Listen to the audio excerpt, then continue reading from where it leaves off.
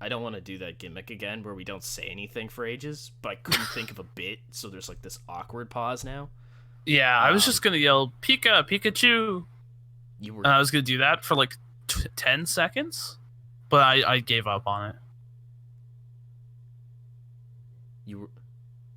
Yeah. Pikachu. Oh, man. Yeah. Wow. Yeah, Pokemon. Wow. Yeah. Holy shit. Yeah. I'm actually a Pikachu in a human's body.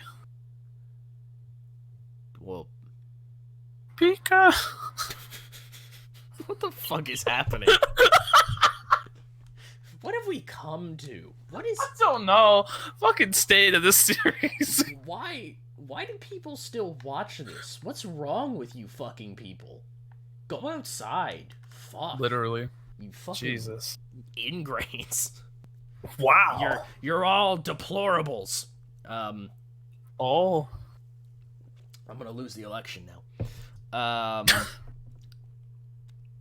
Welcome back to. I like that Trailer Park Trash's contract has not begun. Welcome to My Personal Hell 2001, Thanks. where it's continuously really, really fun until you have to think about it, and you're like, Yeah. We got so many fucking dudes testing positive for roids. Like, it's like, what the fuck? Hey, listen, whatever they want to do on their off time, it's not my business. That's fair. They can just shoot themselves up. Yeah. Where are we tonight? We're in Taco Bell. That's becoming a Oh. thing, I feel like. Taco I think Bell. Taco Bell Arena. Taco Bell. Taco Bell. You get the Taco Bell. You good? Taco Bell. Yeah, I'm good. Help. Anyways. Okay. Are you ready to rock and fucking fuck? I'm ready to have an average time full of average enthusiasm. With some pretty funny moments that make us both either laugh or not laugh. Yeah, because there is some heat on this show. There's some good stuff. Fire fucking segments. I gotta say. There's gonna be some good shit, hopefully. Because we went into this and we're like, oh fuck, like it's still 3 weeks to fucking SummerSlam. Folks, like, please kill me. Including the show, 6 away. Holy shit. Oh my god. And like SummerSlam isn't even like where we want to be. It's like the halfway point. You know what I mean? No, like it's not even the halfway point. That's not even the halfway That's point. the beginning, kind of the series properly. Jesus. This has been the prequel to the prequel. Like the preseason. Yeah, this is the fucking Summer League to our preseason. Like, fuck me. Yeah. 'Cause I always wonder how we're gonna feel about it post SummerSlam, but like before the actual like gimmicks start, because we'll have more to do, but it's also gonna get really fucking complicated. Oh yeah, no, I absolutely because right now agree with it's that. not it's because it's not at all complicated right now, which is why like we end up doing some dope shit, because it's like, oh yeah, like we have to force these people to do something. Let's think of something. Yeah, it's if we weren't creative geniuses, it would just be this guy cut promo like 90% of the other TW series is available on the market. But no, I put effort into this, thank you. I guess this is your channel, so I don't know if I'm allowed to shoot on everybody like I normally do, but that is 90% of TW series, and I know because I used to be that way. Like, if you go back... Yeah. If you go back and watch anything of mine, pre the Putty series, it's literally all just, this guy cut promo. Promo do good. And it's like, now I look back at that and I'm like, I really wish I hadn't done YouTube till I was like fucking not 12. You know what I mean? Like, I kind of wish I was right of mind, not an ankle biter. But, you know. Wow. Anyways, what were you saying? That's you hit all the major points, I think. Well, you don't have anything like that though, even on your channel. I don't think nothing that's what. Like, you don't have anything like that on your channel. Do I? Do I not? I don't think so. I can't think of anything that I'm like, it would be so fucking wild if people knew about that. Like, like, I don't know. Like, it's like everything I don't know. Everything seems to be fine, but I don't know. Maybe that's because you're like 30 years older than me, so who knows? Literally. I could be your dad. You are my dad. Anyways. Call me daddy. God damn it, I knew you were gonna go there. I tried to move on. I know. It's been 5 minutes of us just sitting here fucking... Literally. You called it a podcast. It is a podcast. It is a shoot podcast. It is a shoot Everyone has minimized the window by now. Like, they are Literally. not looking at this shit. Everybody's just like, wow, it's a weird fucking screen for a podcast. There's a lot of shit to read here. Like, Literally. Brian Knobs and Scott Hall don't like each other. Like, oh... Why? I don't know, because Scott touched his Did knob. Did Knob stiff him one day in a hardcore match? God damn it. Yeah. Known for hardcore matches. Scott Hall. Hey, Naturally. Scott Hall worked for ECW in Shoot, so you can never tell Say him. what? Scott Hall worked for ECW in Shoot. He did, yeah. You can never tell him he's not hardcore. Or But if is he the king of hardcore? I don't even remember whose gimmick that is. Anyways, let's do it. That was like that period of WCW when it was like all the ECW guys. They're just like, I'm the king of hardcore. And he's like, no, I'm the king of hardcore. Yeah. Right, because it was like who's, and then it turned out to be like, wasn't like Bam Bam or something they ended on, and we were like, it was either Hack or Bam Bam. Yeah. God, imagine fucking no, because it wasn't Hack, because we wanted it to be Hack, because Hack is the bump god, right? Oh yeah, They yeah. settled He on always Bam lost. Bam. Yeah. Yeah. Yeah. Anyways, That makes sense. that's some insider stuff. Flick of the nose. You ready to do it to it? I'm ready. We're gonna kick off in Canada, fuckers. So, Chris Benoit sees Kurt Angle pulling into his driveway. Can we put a little Canadian flag? I'm not saying on this video. I'm saying on the Raw screen, there would be like a little Canadian flag to symbolize that this is indeed in Canada. I don't want people to get confused. That's fair. Maybe it's like a thing that pops up that's like Canada, and it just keeps flashing on the screen every once in a while. Yeah. Anyways, so Benoit says, Kurt, I'm glad you've come. Please follow me for our first challenge. And so they walk through Benoit's house. There's like a ceiling fan, a workout machine. I don't know, a whole bunch of weird kind of unnotable things in the living room. Can you hear the dogs outside? No, actually, they're Oh. the dogs. They appear to be kind of like locked in behind something. Like they're by the pool, kind of. Seems to be Okay. Seems to be kind of weird.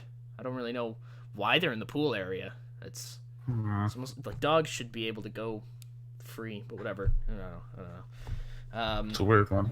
Yeah, it's weird. And anyways, we see one of Benoit's kids, his wife. No idea where David is. It's David Benoit, isn't it? There's a Bible on the table. There's a Bible. There's a Bible, a dangerously low battery phone that seems like it'll die in the middle of the phone call. Jesus. You know, all that good shit. And through the window, you can see a peeping Kevin Sullivan. He's crouched behind a bush. God dear. Anyways, Angle takes Benoit to the backyard. Or Benoit takes Angle to the backyard. And he says, Kurt Angle, you've challenged me to a series of tasks. And I've chosen that my tasks will represent feats of great Canadian strength. This first feat is a syrup-sucking contest. Yay. And thus they do the gimmick, and Benoit wins because he's Canadian. Obviously. I'm glad we worked in all the like double murder suicide shit, because Oh yeah. oh my god, there was nowhere I was going with that gimmick. It was really just gonna be, this is the thing, it occurs. Oh. I made a good choice. We really got a lot out of it. Yeah. I made a good choice. Can Kurt, once he's drinking the syrup, I want him to just like mouthful. He's just like, oh god, it's so sugary. Oh god, Oh god, he's not used to all the sugar. it's choking me. It's just yeah. I want him to oversell the syrup. Basically, is what I'm saying. I thought you were gonna say I want him to overdose. Oh no! I was like, we've got everybody's personal business here apparently in this series. Jesus. But yeah, no. Anyways, pretty good. Yeah, good gimmick. Yeah, good stuff. Moving on to a random fucking tag team match. Literally. Actually, does quite well for what it is. That's fucking wild. What the fuck? But a decent wrestling demo sheet. Canyon and Bam Bam Bigelow defeat Test and Steve Blackman in 806 when Bam Bam Bigelow defeated Test by pinfall with a powerbomb. How did this even happen? That entire rating is just for Bam Bam picking up Test and powerbombing him. Literally. Dude, were people so fucking gassed on the Angle Benoit shit that it like knocked this up like 100 points? No, Jesus Christ! It's just the fact that Steve Blackman is here. Like they're like, whoa, hooty hoo, Yeah, hooty hoo, hooty hoo, hooty hoo. hooty hoo. Yeah. Also, Cool. Canyon's a fucking whopper worker. Yeah, he's good. Moving on. I don't know why that popped me so big. What the fuck? Just Dutch fucking appears. He looks like you find him in a back alley. Like he's just like, Literally. hey, Bam Bam's fucking high. Hey, brother, listen. He saw something. I don't know what, but it's pretty clear. How clear is it? Like, Bam Bam. Pretty clear. How the fuck did he lift Test up for a power bomb if he was fucked up?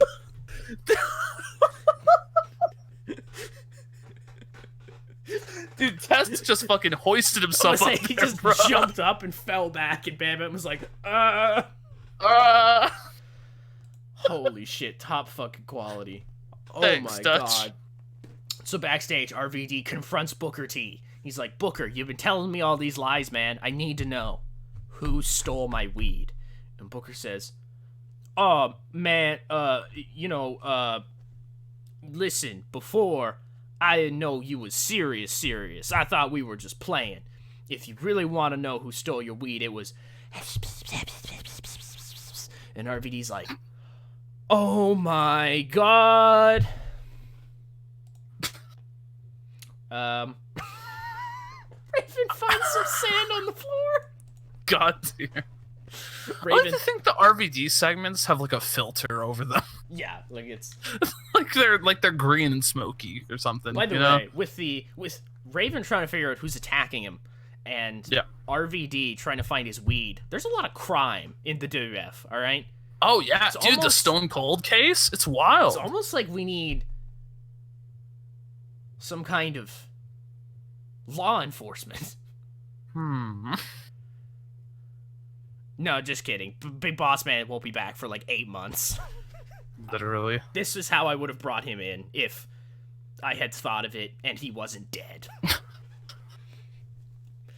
Well, maybe we're going to debut and as law enforcement. Oh, you should probably cut that. Got it. There you go. Please go on to the segment.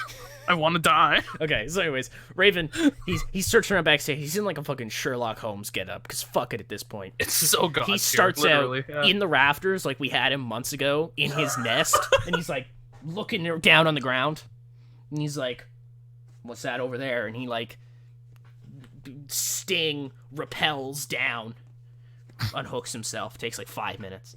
He walks over and he's like, it's a pile of sand. Segment ends. There you go. Hardcore belt. Oh my god, it's Bob fucking Backlund. What? So, in about that, it's subpar wrestling, a little heat. Bob Backlund defeats Brian Knobbs, Scotty 2 Hotty, and Spike Dudley in 7-10 when Bob Backlund defeated Spike Dudley by submission with a crossface chicken wing. This is when all the Marty Skrull fans are like, chicken wing, or whatever. Chicken wing. Amazing. Wait. Are there any Marty Skrull fans left? That's one over there. I've seen him. Oh. Yep. Oh, you. him. It's That you. guy. Okay. Yep. Gotcha. Fucking cuck. Get fucked. Bob Backlund's the hardcore champion. He's also the worst worker in this match. Hardcore Bob Core Backlund has arrived. Bob Core Backlund. A little bit of duck arse for the culture. Love it.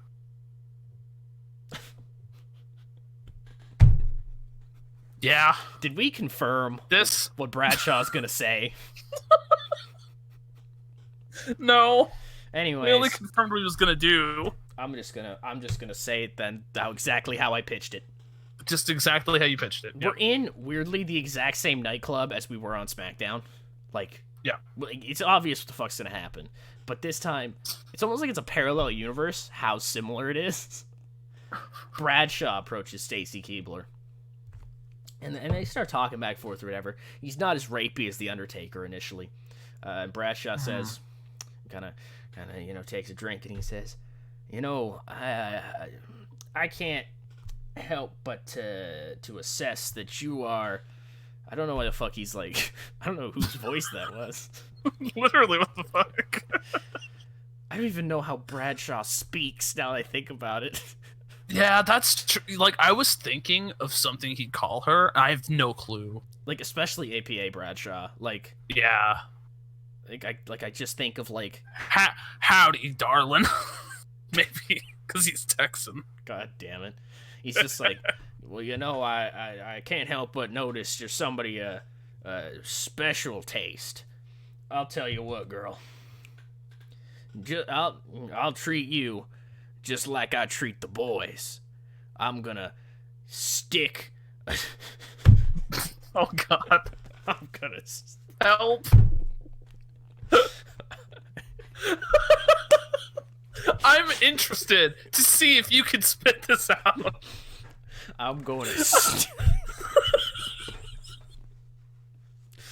I'm going to stick a dildo in your ass, tie you up, and leave you in the shower, just like I did that boy Edge. And Amazing. Stacy Keibler is just like, my boy, what the fuck?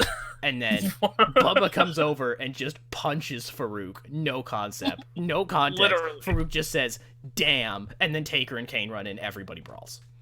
Well done, Tuck. Thank you. Fuck. Fuck yes. Fuck yes. The Rock did not do well without a script to follow. What? The Rock is the problem. The Rock? Scott Steiner is special. Literally. Medea's gimmick got poor. Oh. Nobody wants her. Nobody wants Medea. Anyways, so The Rock comes out or whatever, and The Rock is hyping something. I don't know what the fuck it is, okay? Fuck off. Scott Steiner comes out and he says, Stone Boy, you not The Rock today, because Scott is about to rock the block. It's my new movie. And he points to the Titantron. Scott rocks the block. And it's just some fucking, like, it's obviously shot by Medea, because Medea? It's Medea, yeah. We hear Medea be like, okay, it's running, like, basically, like, it's very obviously it's shot by her, and it's just Scott Steiner fucking that Rock blow-up doll that we had on fucking SmackDown. Yeah. And but it's a parody, it's a porn parody, so it's the block, and he's rocking the block, if you will. And Steiner, like, flexes while he's doing it. He's, like, fucking staring into the camera, flexing, and he's like, you like that, Dwayne, don't you? The Rock's in the ring just like, what the fuck is happening? Can he be laying on the blow-up doll and do push-ups? Fuck yeah. He's just fucking this blow-up doll, and he just Literally. just fucking big Papa Pump is your hookup, holler if you hear me. The Rock's like, dude, what the fuck? What the fuck?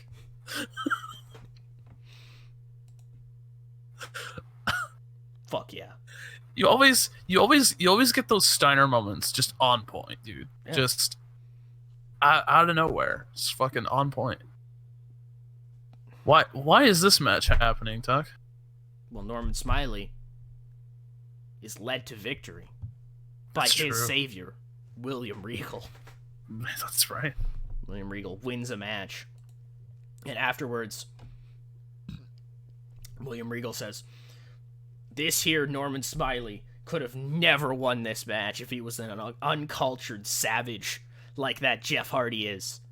It is my responsibility as a white man, as a British man, as a champion, to help those who cannot help themselves and give out to the the people who are less fortunate.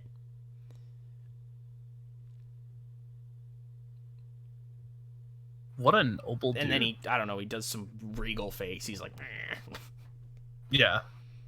We don't have a catchphrase for Regal, which sucks. No, he just, Comment Regal catchphrase ideas if you've made it 22 minutes into this somehow. Literally. That would be God tier, dude. One. Anyways. Yeah. Oh my god. Holy shit.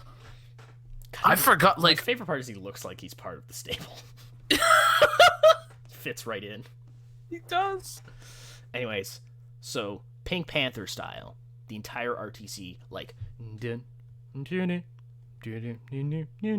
tiptoe creep into Ernest Miller's locker room, and Ernest Miller is just asleep in a chair, and they're all looking around. They're all in different places, and then all of a sudden,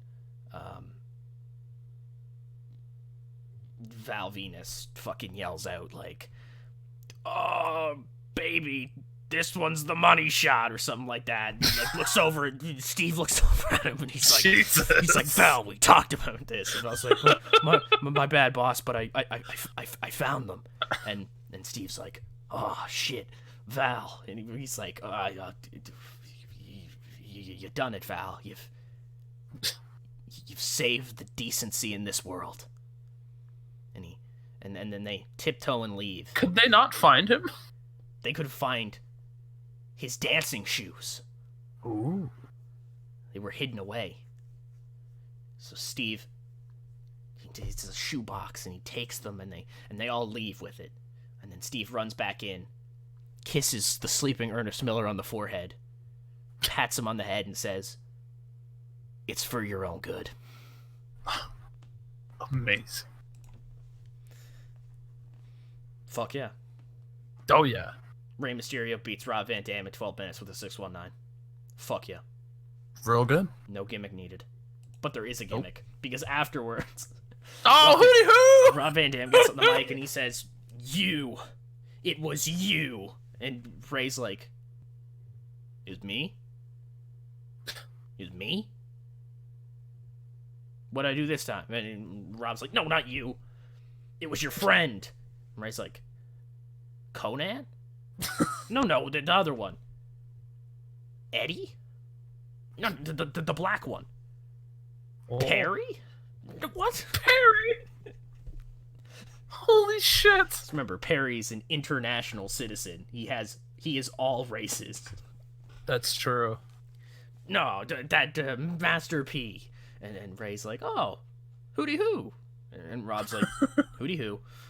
And then his Master P's theme hits, which I just assume is just hooty hoo over and over again to like some generic beat.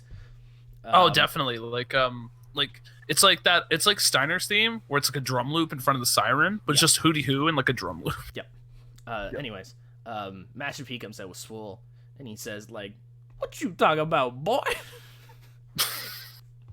Rob's like, "You are a thief."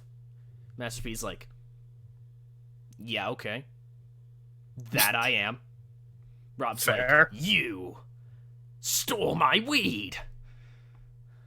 I like how that's becoming my "this is the worst town I have ever been in."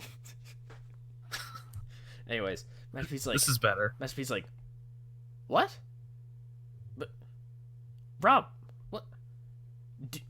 I'm Master P. I'm I'm so successful. You really think I have to steal weed from you? And Rob's like, yeah, actually, yeah. No, your career is in the fucking toilet. Like, you're working here Wow. instead of making music. Like, you genuinely have no reputation or future. Master Shit. P's like, man, Swole, get this guy out of here. And Swole just lifts up Rob and throws him out of the ring, and that's your segment. Swole looks impressive, and the comms go, oh, Swole. Man, Swole, get him out of Swole, here. get this guy out of here. Get this dude out of here. And then everybody in the ring goes, hooty hoo, and all the fans are like, Hooty hoo. they all raise the roof. Oh my god. Nobody in the ring raises the roof, but all the fans raise the roof. All the fans, just for no They reason. just take it into their own accord. Yep. It's happening. Da- Are you ready for? You know what? This is your gimmick. I'm gonna let you say this one.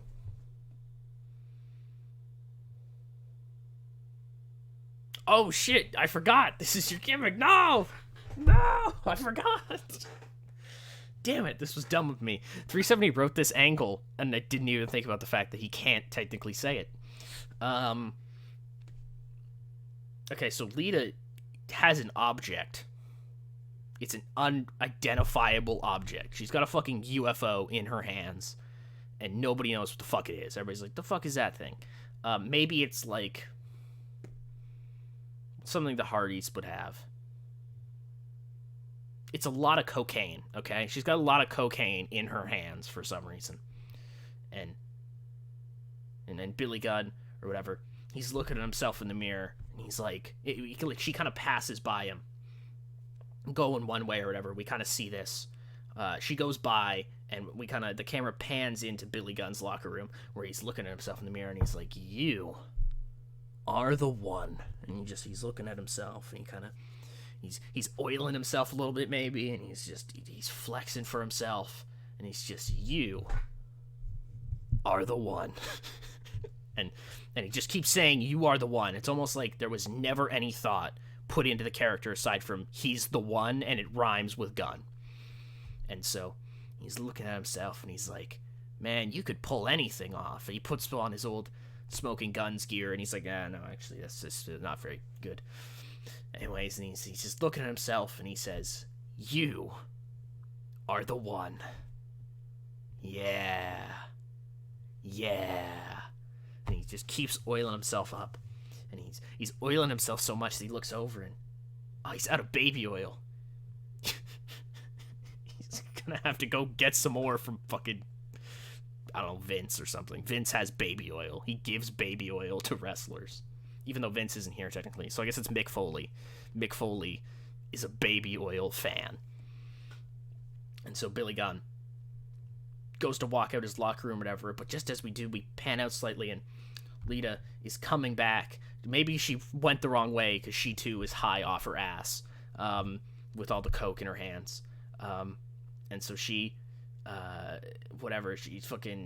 she comes back through just as Billy Gunn's, he's like looking at himself in the mirror as he's backing out. He's not looking, and he bumps into her, and she drops the coke all over the floor.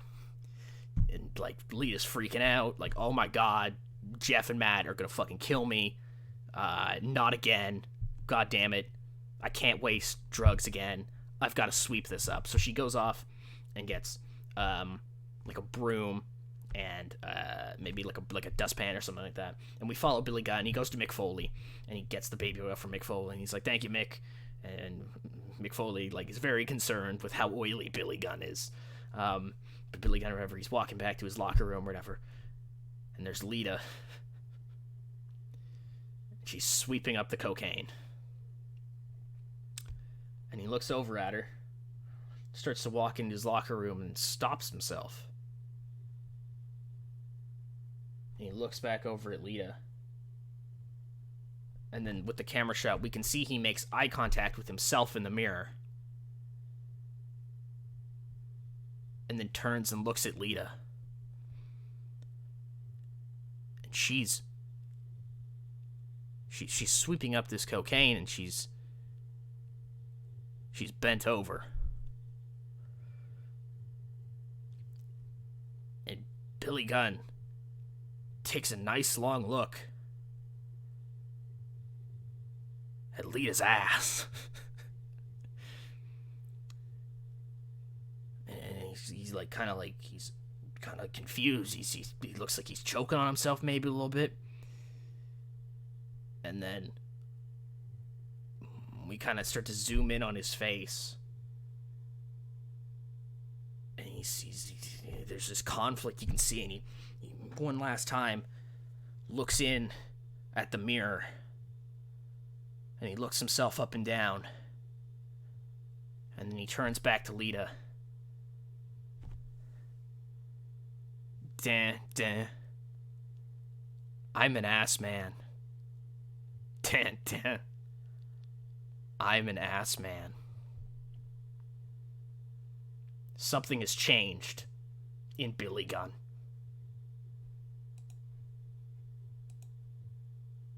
Come on back home. Come on back. Tell me how good that was. That was fantastic. I loved the like William Shatner-esque dun dun. I'm an ass man. I'm an ass man. Fantastic. Teddy Long points out the fact that Chyna is dead in real life. And Chyna says it doesn't matter because she's going to kill Jazz at the pay-per-view. Literally. Main event time. It's DDP versus Steve Austin. We did nothing to build that up, and that's massive. Anyway. I'm sure Comms put it over at some point. Yeah, it does good. Does about what you want.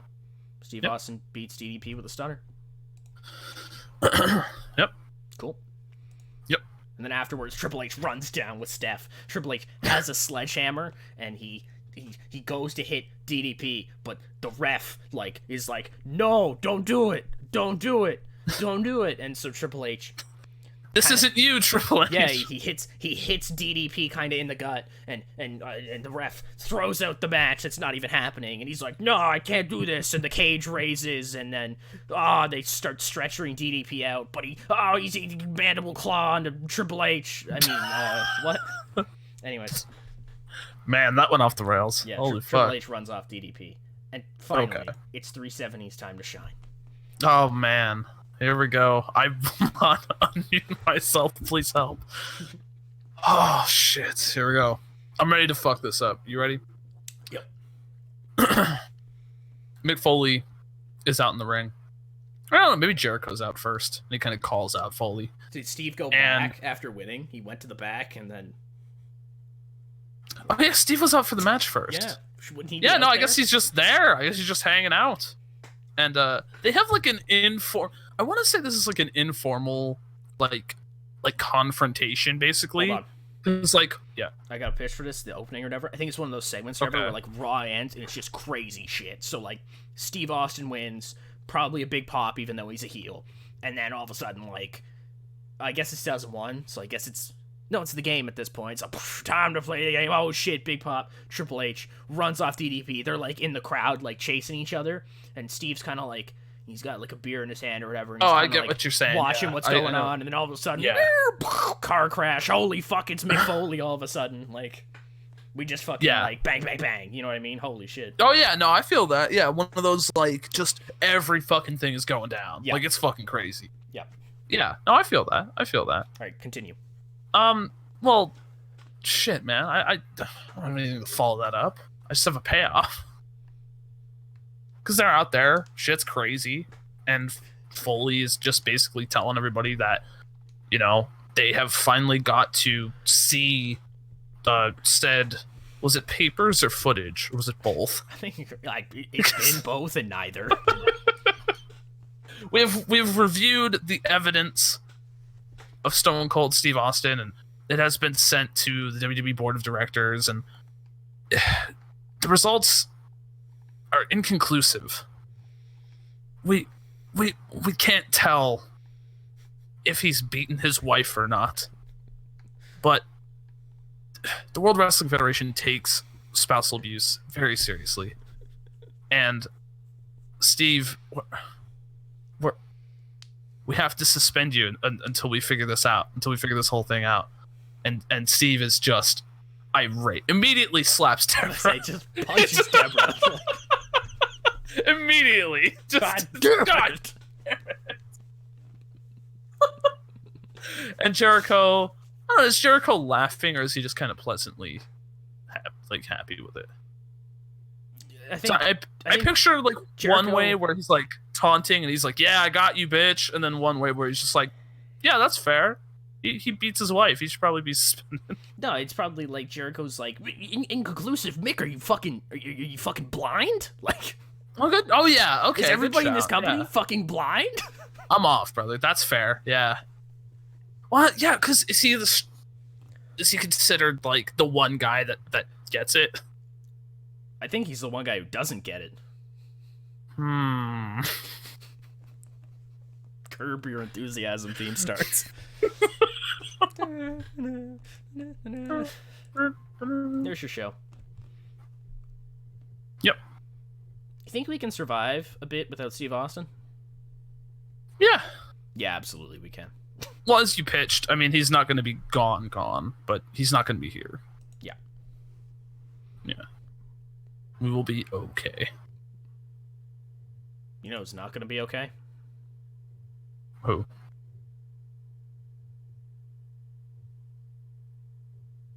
Yeah, I couldn't think of anybody. There you go.